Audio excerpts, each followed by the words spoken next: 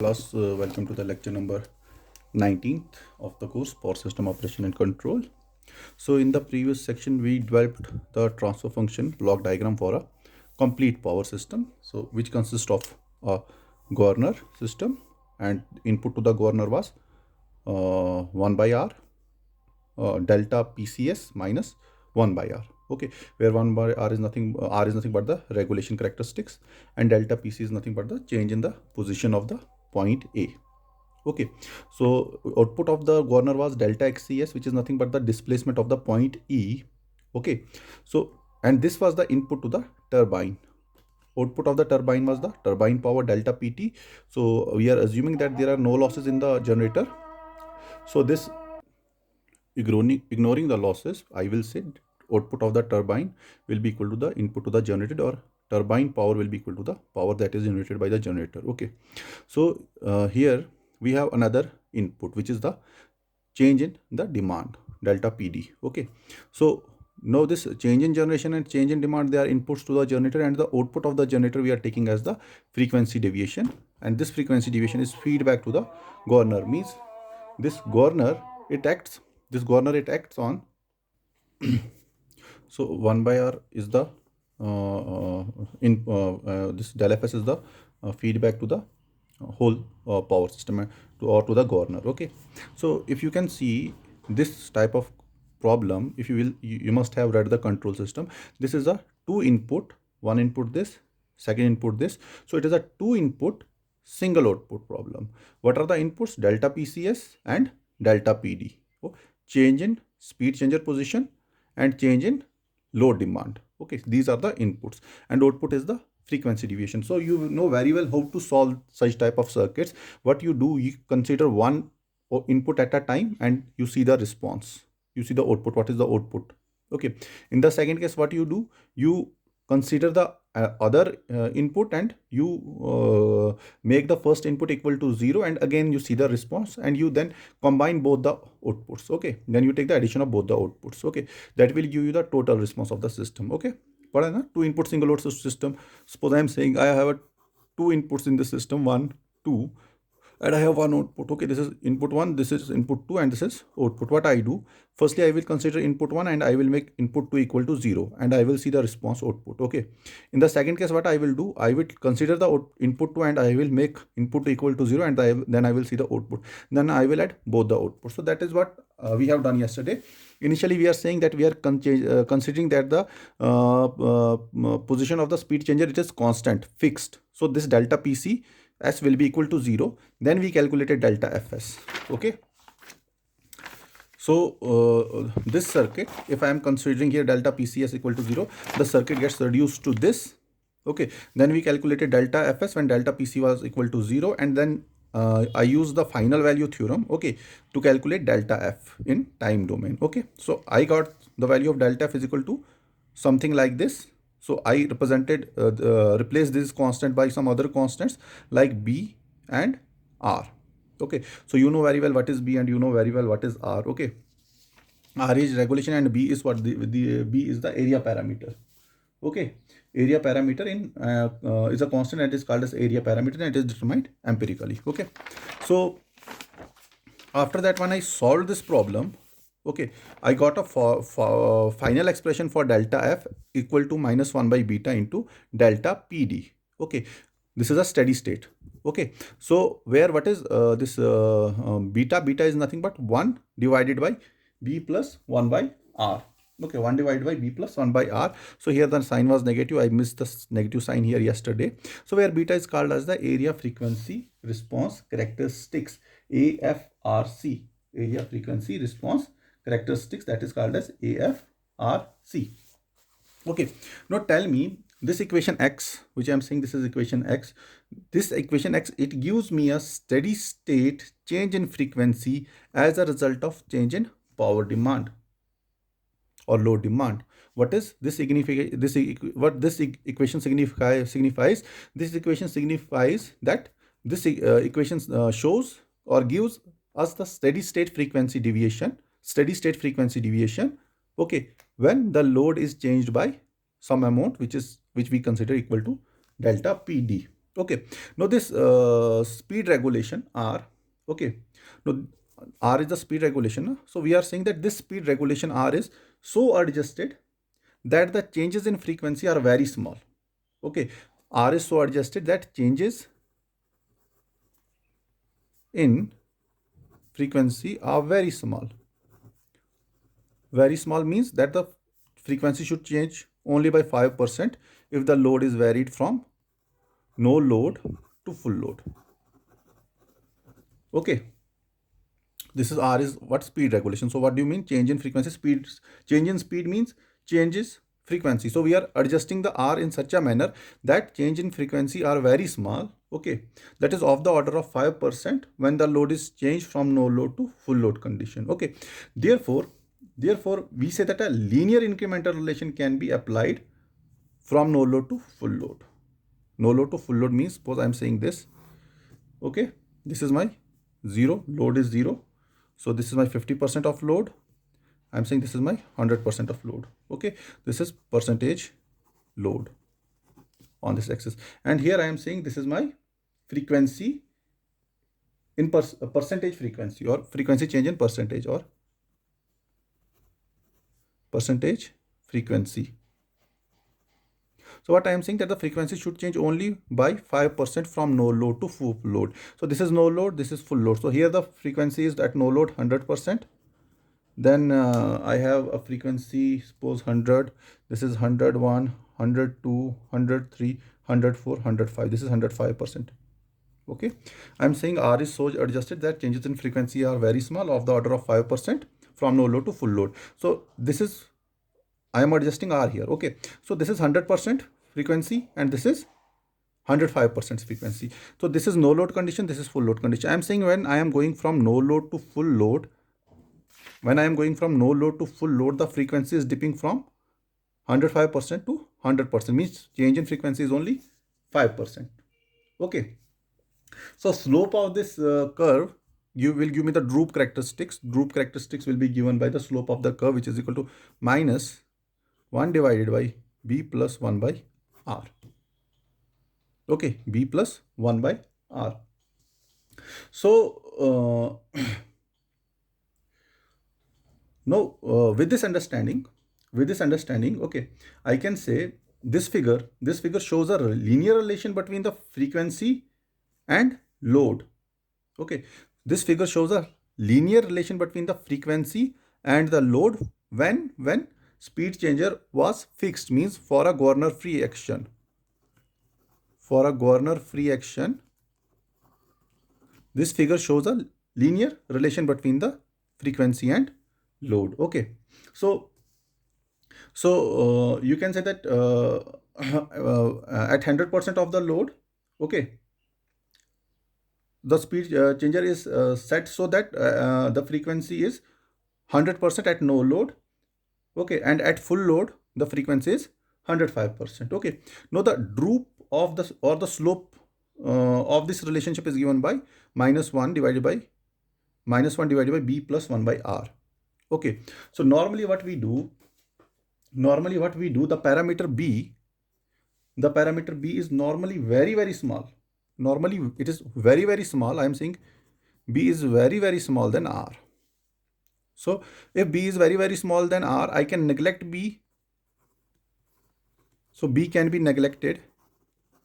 If I am neglecting b, what will this droop be equal to? So it will be, b is neglecting is 1 divided by 1 by r. So 1 r will be shifted into the numerator. I will get droop is equal to minus r.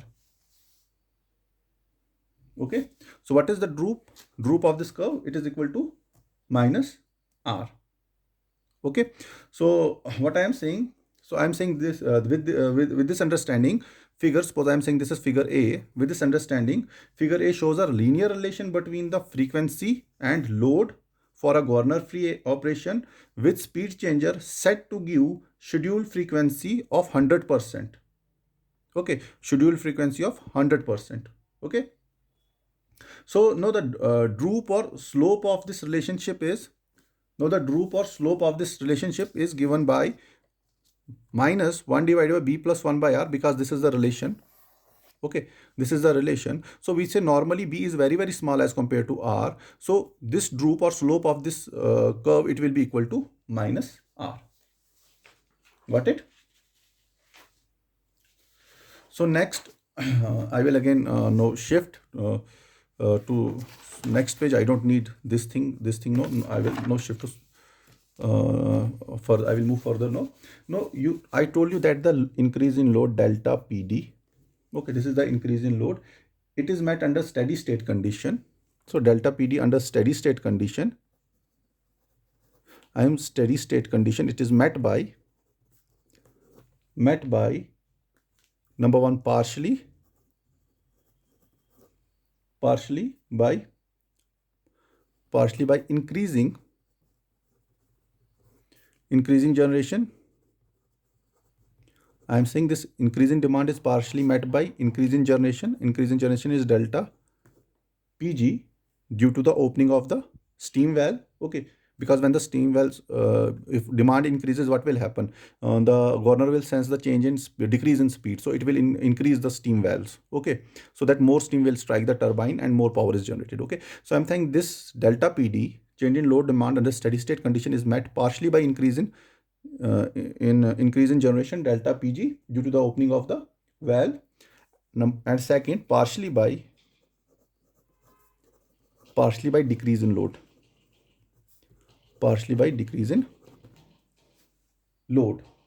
Okay, decrease in load. How decrease in load? Because if demand increases, frequency will dip. If the frequency will dip, motor load will dip. I told you that how we have a frequency sensitive loads, means if the frequency increases, the frequency sensitive load will increase. If the frequency decreases, the frequency sensitive load will decrease. For example, motors.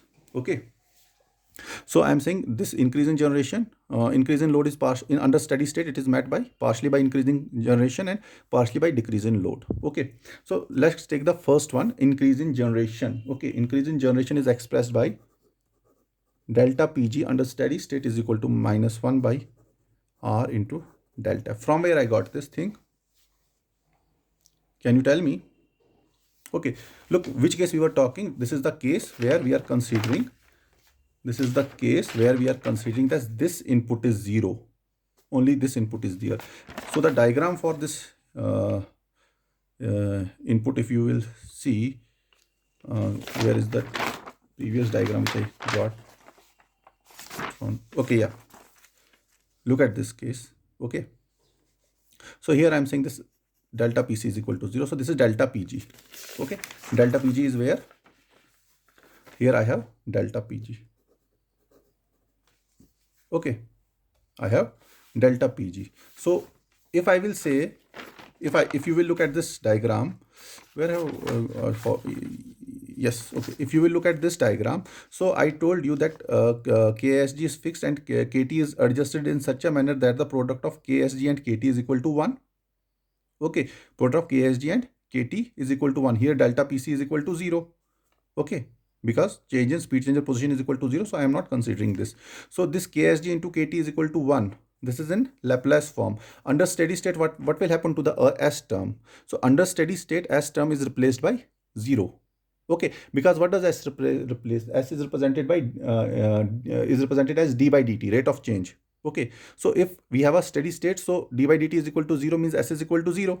So here S is equal to 0, S is equal to 0. So this is KSG into KT divided by 1.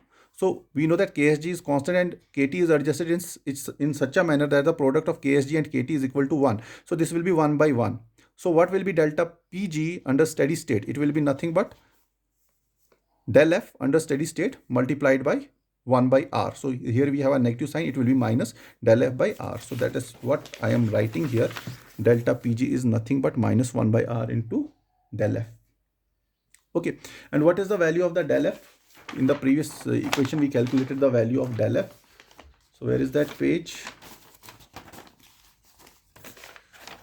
Yes, this is del F under steady state condition is nothing but minus 1 upon B plus 1 by R into delta PD. So I will substitute the value of del F from equation X in equation Y. What will I get? I will get delta PG equal to minus 1 by R. Okay, what I am left by? Minus 1 divided by B plus 1 by R into delta PD. Okay, from here I can say, delta PG is equal to 1 divided by BR plus 1 into delta PD. Okay, how? Because this will be BR and this R will go into the numerator. This R and this R will cancel each other, and this minus minus will be replaced by plus. So 1 divided by BR plus 1 into delta PD. Suppose this is, I am saying this is 1. Got it? This is, I am representing by 1. Now let us go for the second case. Partially by decrease in load. So partially by decrease in load, let us solve it. So decrease in load, we know that for us frequency sensitive load, it was given by beta del F. This is the partially decrease in load is expressed by beta del F. B del F, not beta. Beta is something and B is something. B is the this area. This I told you yesterday. What was B? I forgot it. Let me, yes, it was area parameter. Okay, and it was determined empirically. Okay, which is nothing but the change in demand with respect because of the change in frequency. So, and what is beta? Beta is the area frequency regulation characteristics, AFRC. Okay, so beta del F is equal to, what is the value of beta del F? You can substitute from here, from equation X. So it will be B will be B will be B, and del F will be R divided by BR plus 1, R divided by BR plus 1 into delta PD. Okay, got it? So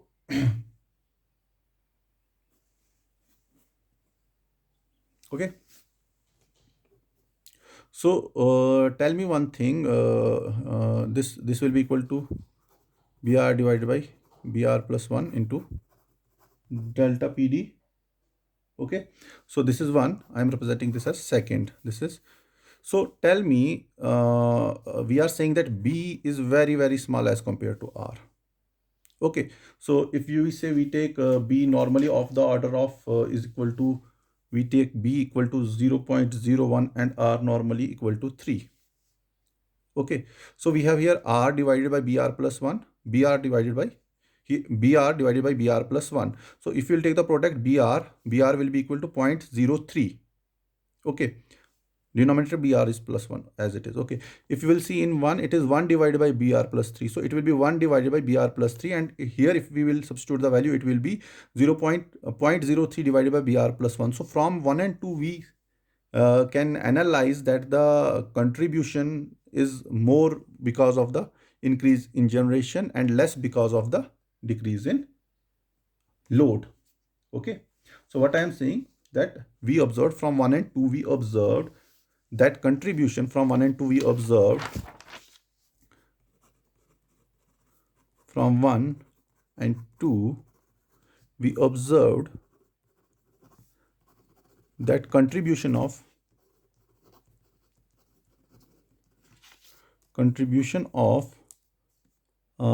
increase in generation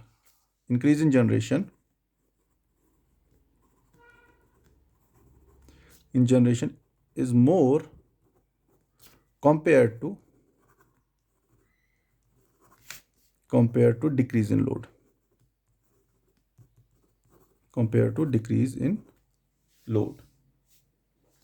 So got it? Okay, so this is this was the one case where I calculated the change in where I was considering that delta PC is constant. Okay, the case where I am considering that delta PC is constant. Okay, and demand changes. Now let us solve the circuit again, this circuit again, where we will say no, this input is constant and this will change, means load is constant. Okay, now we will say if the load is constant, and we will consider that this speed changer, okay, we will represent it by a step changer.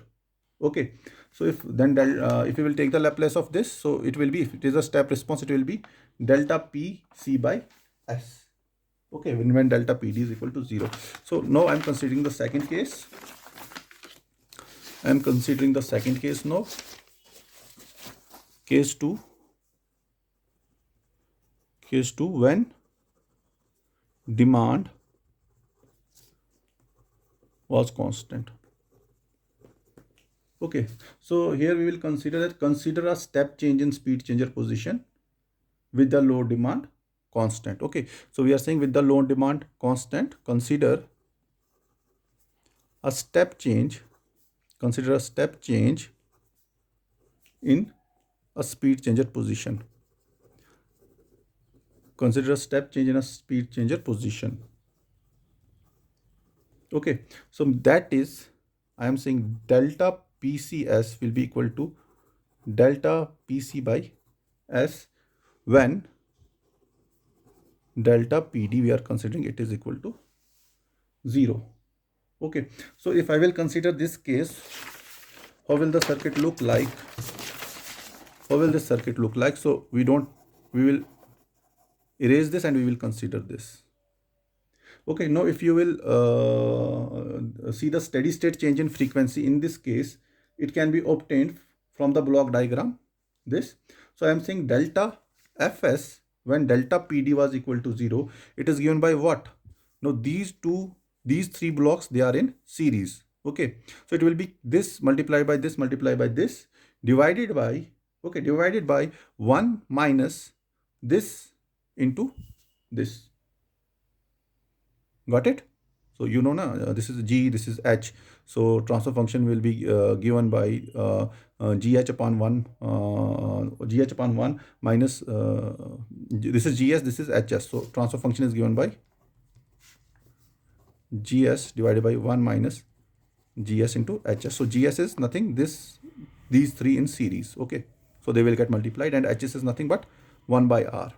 Okay, so this is negative. Okay, so this is what you will get. This is a negative feedback, so it will become 1 plus. Okay, so let us draw the transfer function for this. So I am saying the steady state change in frequency,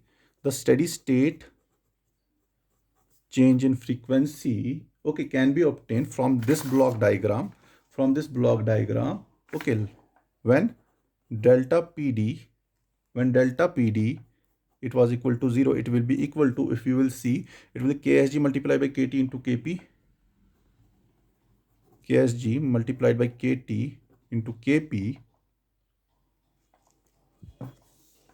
KSG multiplied by KT into KP divided by 1 plus S TSG 1 plus S TT into 1 plus S TPS whole divided by 1 plus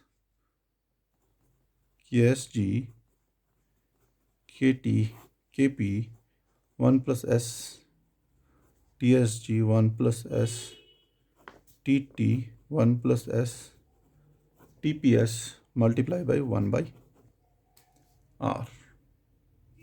So here this whole multiplied by, what is the input? Delta PC by S. Delta PC by S. Now again we can say that the steady state value can be obtained by applying the final value theorem. So applying the final value theorem on this expression, what I will get? I will get delta F in steady state. Delta F in steady state when delta PD S was equal to 0. Okay, so this is obtained. How? We are saying that limit S approaches 0, S into delta Fs. So if you will solve this S into delta Fs, this dash and this S will cancel and S term is approaching to 0. Okay, take limit S of delta Fs. You will multiply this equation with S, and then you will take the limit S approaches 0. So if you will I multiply the right hand side with S, so that S and this S will cancel each other, and rest of the S terms will be replaced by 0. So it will be KSG KT KP divided by, this will be 1. Okay, this will be 1 because 1 into 1 will be 1 divided by 1 plus KSG KP KT divided by R. Okay, so it will be replaced by ksg kt kp divided by 1 plus ksg kp kt, this divided by r. Okay, so if you will solve it further, okay, you know that ksg into kt, it is equal to 1. We know that ksg kt is nearly equal to 1, so I can represent that delta f under steady state is given by kp divided by 1 plus kp by r into delta pc. Here it is delta pc, because s will get cancelled with this s. Okay, so what is this kp equal to? Okay, if you will solve, if I will solve this, what will I get? Try to solve. So I am saying it will be equal to, where have I solved the previous material? Where did I solve the previous no, this equations? Yes, here it is. Yeah, here I got it. After this page I got this page. Yes, I got it. No, this kps is nothing but 1 by b. Okay, so kp is nothing but, this is kps. Okay, so kps is nothing but 1 by beta, not beta, 1 by b. Okay, so if I will substitute it here, what I will get, kps is replaced by b, so I will get delta f is equal to 1 by b divided by 1 plus, this is b, 1 by br into delta pc. Got it?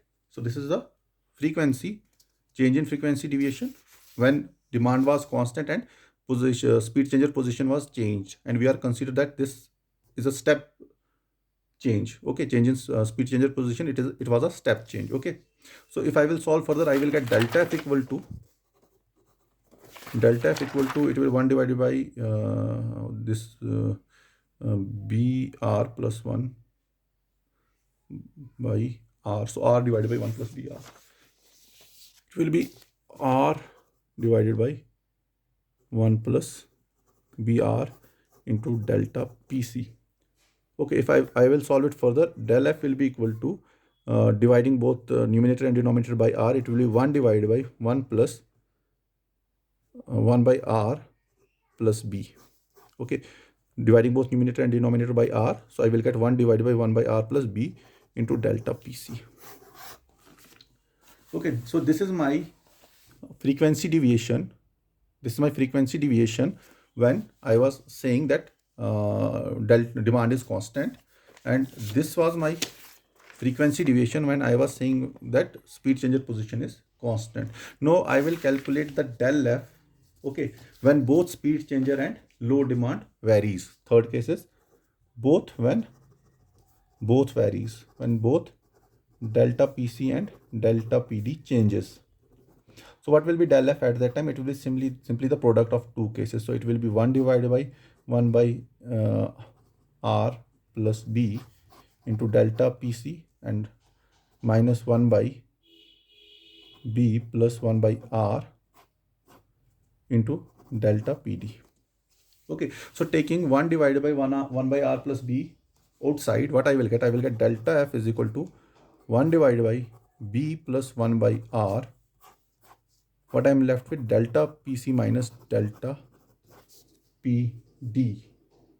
Okay, delta pc minus delta pd. So if you will see from this, so you can observe that the change in load demand, this is change in load demand causes the change in frequency, okay, which is compensated by the changing by which is compensated by changing the position of the speed changer. Okay, because this demand, it is decreasing the frequency, it is negative sign, so it is decreasing the frequency. So to increase the frequency, we have to change the position of the speed changer delta pc.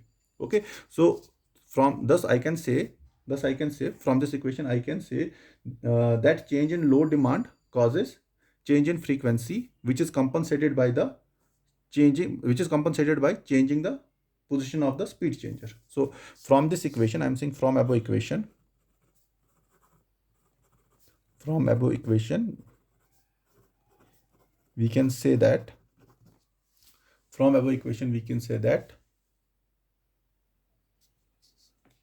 uh, we can say that change in frequency because of change in load, okay, is compensated